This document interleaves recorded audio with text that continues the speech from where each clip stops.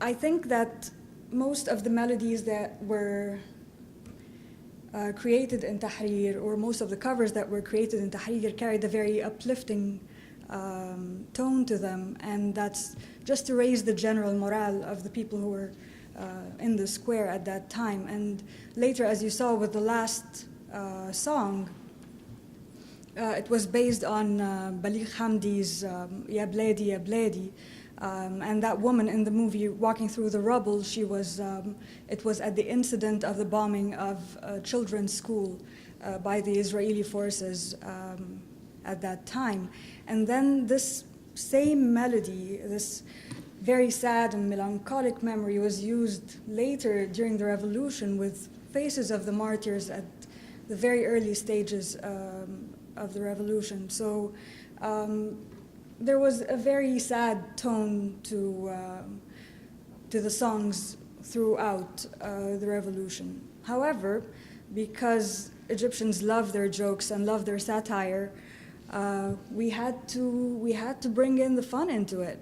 However, I think that during Morsi's regime, during the Islamic rule, whoever was making fun of that regime was sort of labeled to be, well, he's an atheist, they're leftists.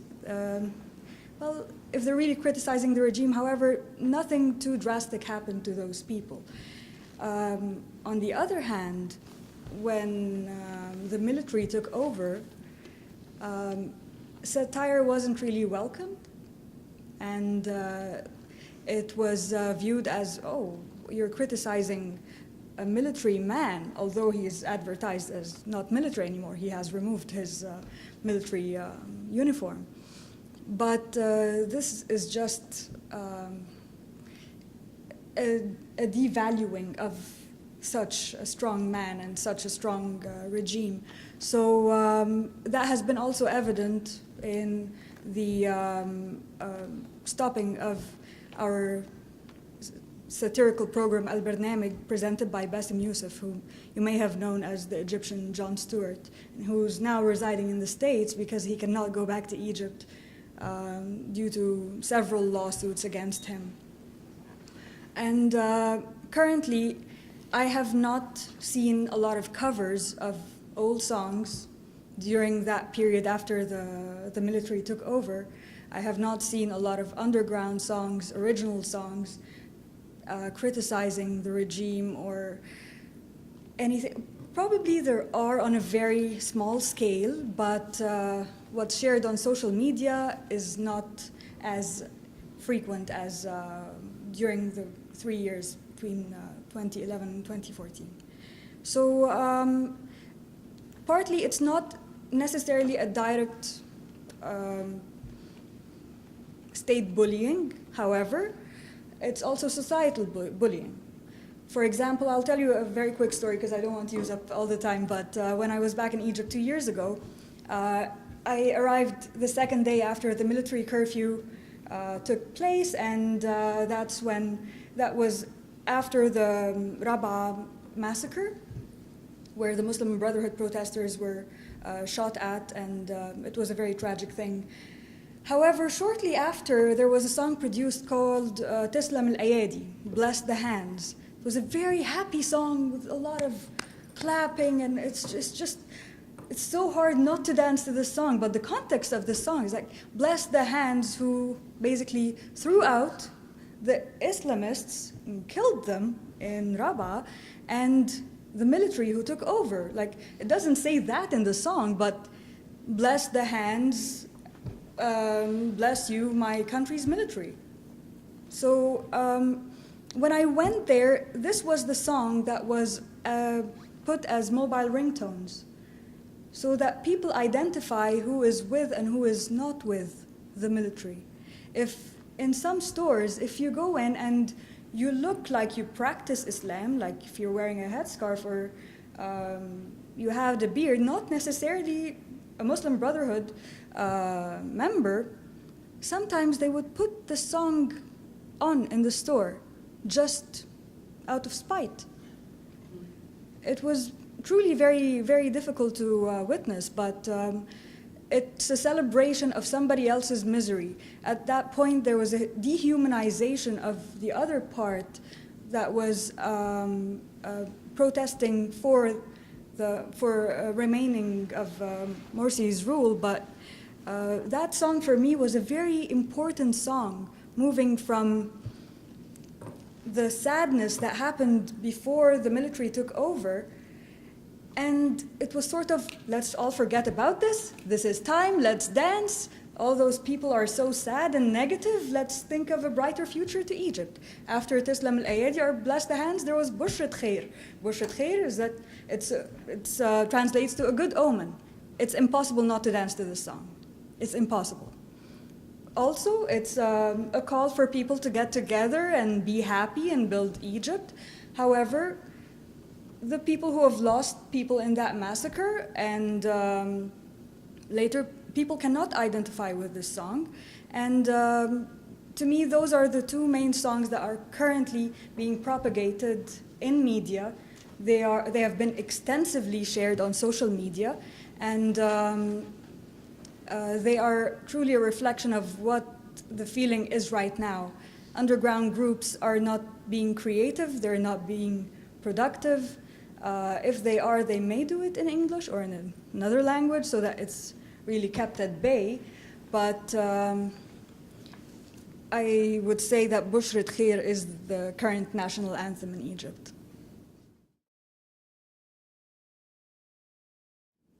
As I reflect on these songs and videos, I wonder whether they really served as a tribute to the martyrs and a consolation to the afflicted mothers, as their title would suggest. I argue that, unfortunately, the mothers have been used as a means to gain sympathy and rally support in this evolving culture of martyrdom without any consideration to their feelings. It is true that such songs help exteriorize the woman's pain and grief in dealing with their loss. However, this relief is temporary, and sooner or later, the mother has to face the reality of her loss in what Loring Danforth describes in his discussion of death in rural Greece, a shift between a subjective reality that denies the ultimate reality of death and an objective reality in which people adopt a common sense perspective toward death and are able to accept it. On the other hand, we find that the concept of martyrdom has evolved during the Arab Spring and has been broken down to some extent from previous models. The concept of martyrdom has long existed, first among the Jewish people, then among early Christians, and later among Muslims. In that sense, it has always referred to sacrificing one's life for one's religious beliefs. David Cook, in his book Martyrdom in Islam, argues that ideas about martyrdom have evolved to suit prevailing circumstances. He notes that in recent times, Islamic martyrdom, which has become associated with suicide missions conducted by extremists, is very different from the classical definition, which condemned suicide and stipulated that anyone who died a believer could be considered a martyr. In the wake of the Israeli-Palestinian conflict, the Lebanese and the Iraqi wars, and most recently the Arab revolutions, martyrdom has become increasingly associated with dying for one's country or for a cause. However, the Arab Spring brought a new model of the Arab martyr that is distinguishable from previous models of modern martyrdom in the Arab and Islamic world. According to scholars Elizabeth Buckner and Lina Khatib, quote, rather than creating national or quasi-national identities in opposition to outside oppressors, the Arab Spring martyr actually defines the in-group identity to be everyday citizens of the region and the out-group to be oppressive state regimes. Ultimately, this evolution of the martyr trope in the Arab world helped to fuel the mobilization of individual citizens against their governments, fostering and sustaining the Arab Spring revolutions, end quote. Today, the definition of martyrdom has become even more blurred. In Egypt and in Syria, where clashes took place between anti- and pro-government forces, each group claims their human losses as martyrs. Sometimes even the same song is used by the two groups, thus giving it different meanings. Political parties and governments claim that their members die for their country and therefore they are shuhada, plural of shaheed. Currently, the situation is even more complicated in Syria with the presence of the Islamic State as a third party whose concept of martyrdom is based on religious fundamentalism and is geared toward the founding of the Islamic nation. As we contemplate the unfinished project of the Arab Spring, we acknowledge the deceptions of many people who risk their lives hoping for a better country in which they could live with dignity and freedom, while others have lost their lives believing that their death will make a difference and help resurrect their country from many years of stagnation and injustice. Those deceased or martyrs live today through their mothers who face two losses: their beloved children and the cause they died for.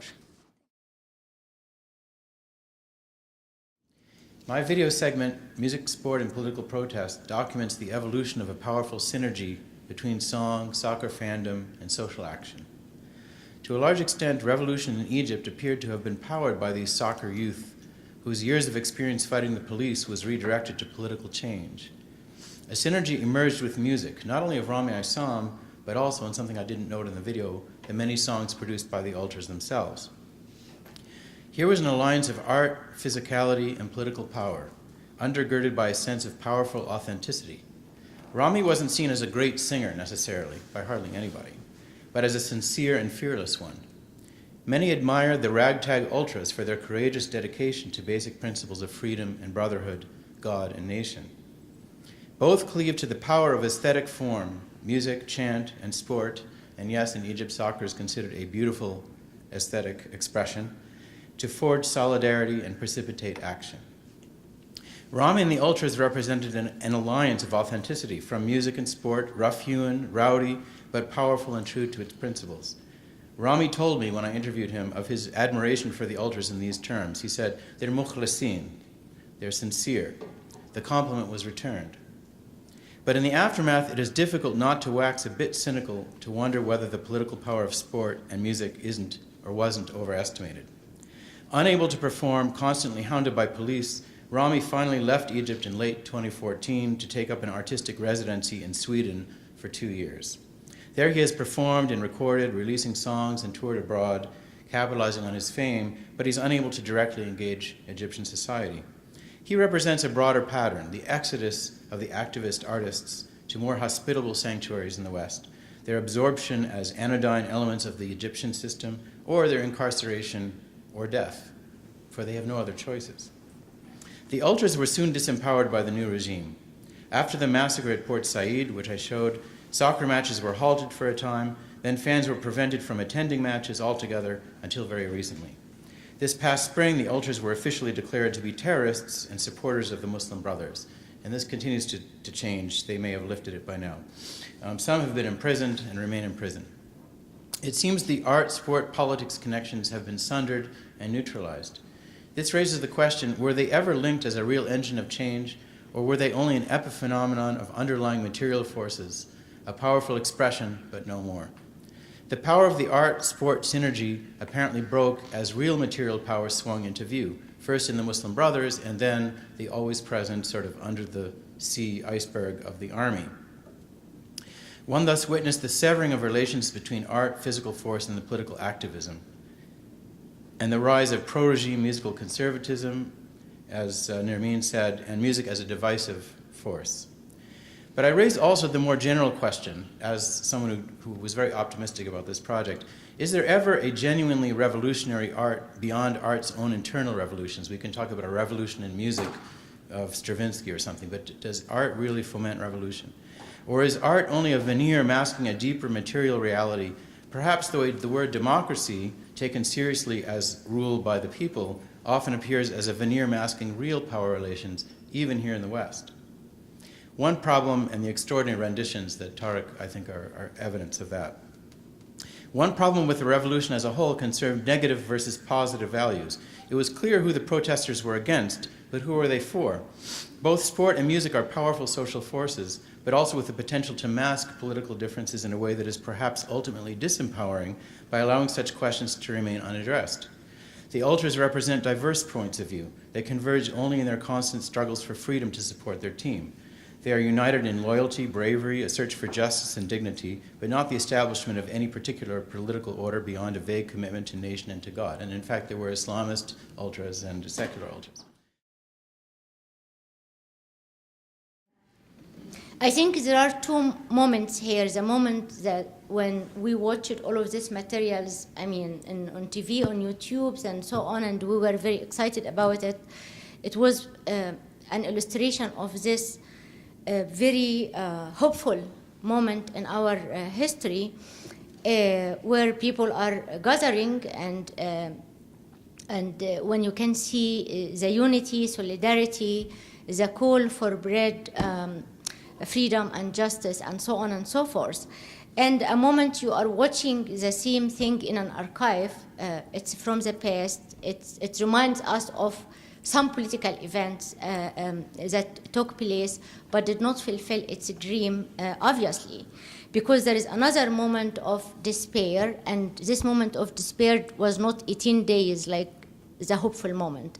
It has been 4 years going through this long moment of despair. But there were actually so many like systematic cracks or cracking that create this moment of despair. This unity disappeared completely, of course, through certain events. One of them was the massacre of 23 Christians in front of Maspero. Was, for example, in March 2011 when the army or the SCAF had virginity tests on some female demonstrators in Tahrir Square. It took place in so many other events, Muhammad Mahmoud, Ittihadiyya, and so on. But maybe the biggest crack that made this hopeful moment absolutely far away was the Rabaa massacre in August 2013, when the army took off, call it overthrowing the Muslim Brother president or Cup DT, I don't know how you will call it, but the Rabaa massacre was the moment that really divided not just Muslim brothers and left liberals, political powers in Egyptian society, but actually it divided also intellectuals and activists, and this is something you can't imagine.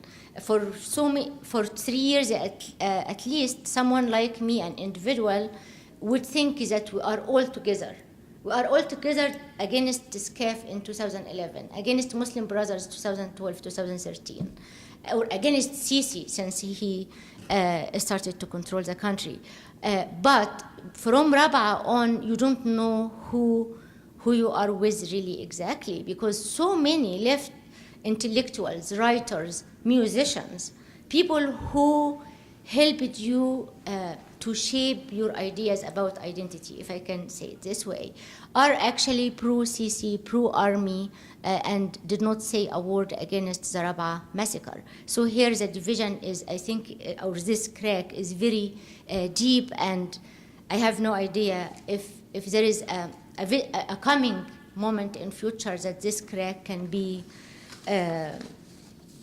what do we say about crack? Fixed, disappeared, whatever. This crack anything will happen to this crack. But watching this film, actually, this documentary, actually, in different level, it's an art, right? We were listening to music, songs, and so on. I don't think the achievement when we talk about art here is an art itself. In general, reviving old songs, old poems during a political